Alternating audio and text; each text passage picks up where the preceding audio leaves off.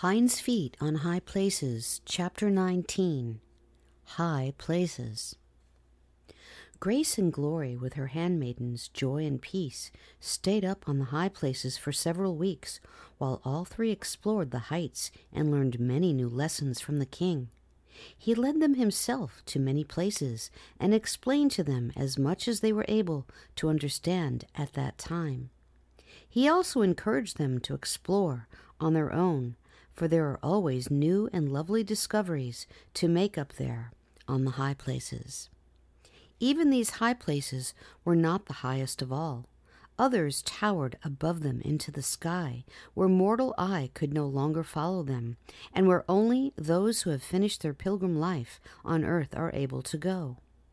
Grace and Glory and her friends were on the lowest, the beginners' slopes in the kingdom of love, and these were the parts which they were to explore and enjoy at this time. From these slopes, too, they were able to look down on the valleys below, and from the new viewpoint gain an understanding of many things which had been puzzling and mysterious to them before. From beneath they had not been seen clearly, and even then only a small part had been visible. The first thing, however, which they realized up there on the slopes of the kingdom of love was how much more there could be to see and learn and understand when the king took them higher on future occasions. The glorious view which they now enjoyed was but small in comparison with all that lay beyond, and would be visible only from yet higher places above. It was now perfectly evident to them that there must be ranges upon ranges of which they had never dreamed, while they were still down in the narrow valleys, with their extraordinarily limited views.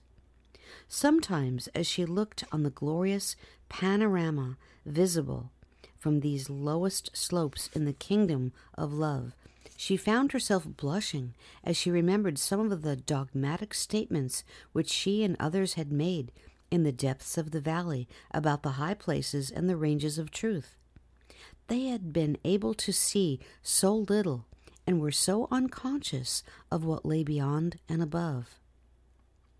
If that had been the case while down in the valley, how much more clearly she now realized that even up on those wonderful slopes she was only looking out on a tiny corner of the whole. She never tired of looking from the glorious new viewpoint on the first slopes of the kingdom of love and seeing it all from a new perspective. What she could see and could take in almost intoxicated her with joy and thanksgiving, and sometimes even with inexpressible relief. Things which she had thought dark and terrible, and which had made her tremble as she looked up from the valley, because they had seemed so alien to any part of the realm of love, were now seen to be but parts of a great and wonderful whole. They were so altered and modified that as she saw what they extended into, she wondered at having been so blind and stupid, at having had such false ideas about them. She began to understand quite clearly that truth cannot be understood from books alone or by any written words, but only by personal growth and development in understanding, and that things written even in the book of books can be astonishingly misunderstood while one still lives on the low levels of spiritual experience and on the wrong side of the grave on the mountains. She perceived that no one who finds herself up on the slopes of the kingdom of love can possibly dogmatize about what is seen there, because it is only then that she comprehends how small a part of the glorious whole she sees. All she can do is to gasp with wonder, awe, and thanksgiving, and to long with all her heart to go higher and to see and understand more. Paradoxical as it may seem, as she gazed out on dazzling vistas, so glorious that she could not look at them steadily or grasp their magnificent sweep, she often thought that the prayer which best expressed her heart's desire was that of the blind man. Lord, that I might receive my sight, help me to open myself to more light. Help me to fully understand. Another thing which gave her continual joy was their unbroken communion with the king. Wherever he went, she in peace and joy went too, springing behind him with a delight which at times was almost hilarious, for he was teaching and training them to use their hinds feet. Grace and Glory quickly saw, however, that he always chose the way most carefully and restrained his own amazing strength and power, taking only such springs and bounds as they could manage too. So graciously did he adapt himself to what was possible to their newly acquired capacity, that they scarcely recognized in the exhilaration of leaping and skipping like hinds on the mountains, that had he really extended his powers, they would have been left behind completely.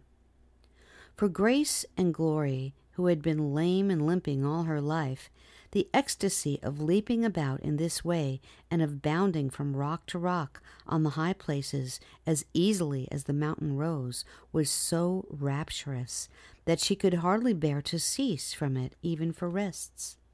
The king seemed to find great delight in encouraging this, and led her on and on, taking longer and longer leaps until at last she would be quite breathless.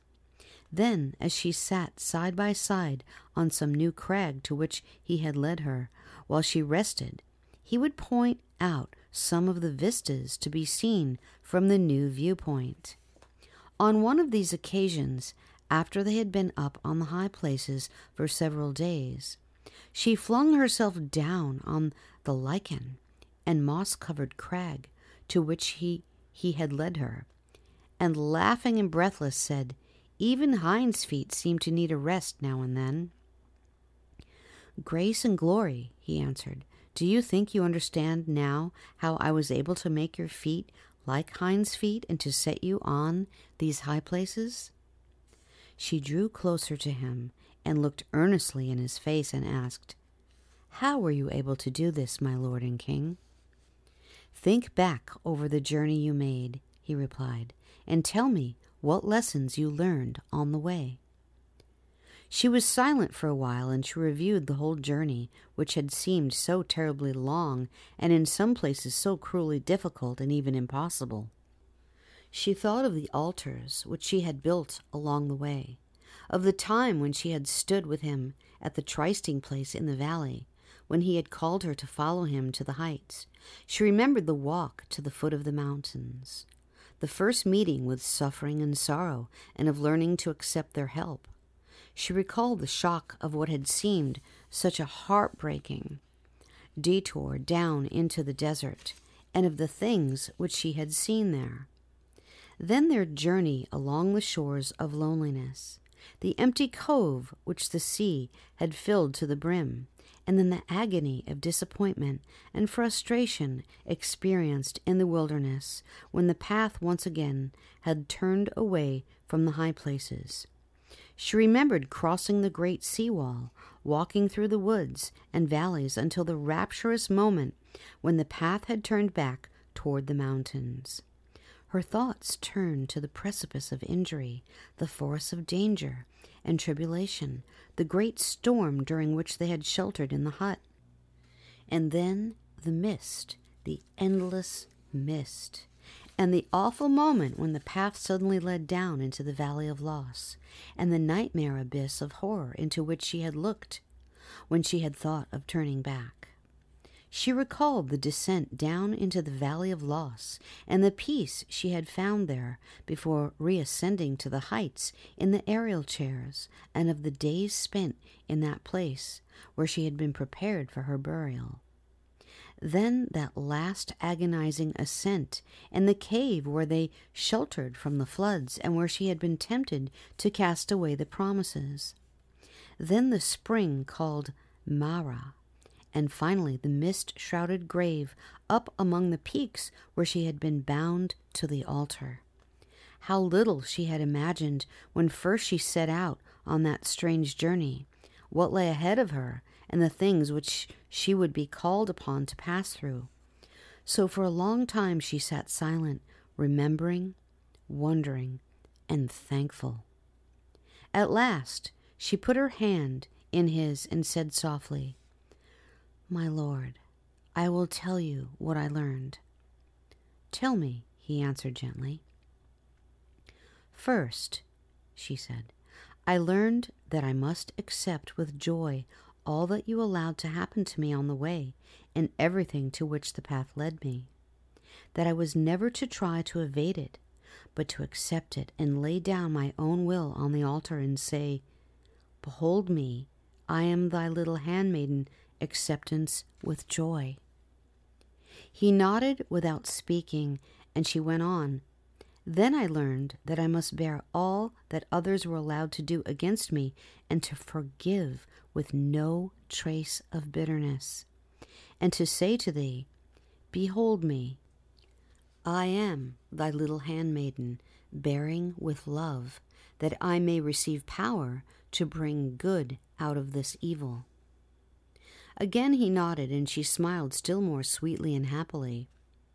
"The third thing that I learned was that you, my lord, never regarded me as I actually was, lame and weak and crooked and cowardly.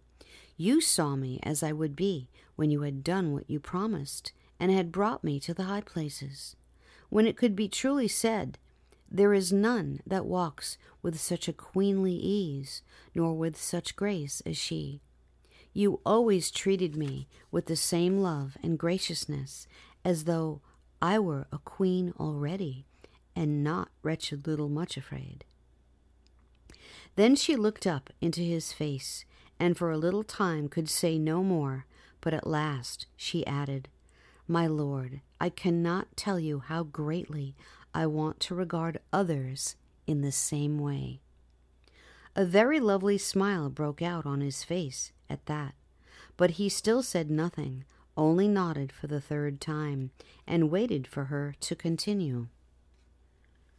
"The fourth thing," she said with a radiant face, "was really the first I learned up here.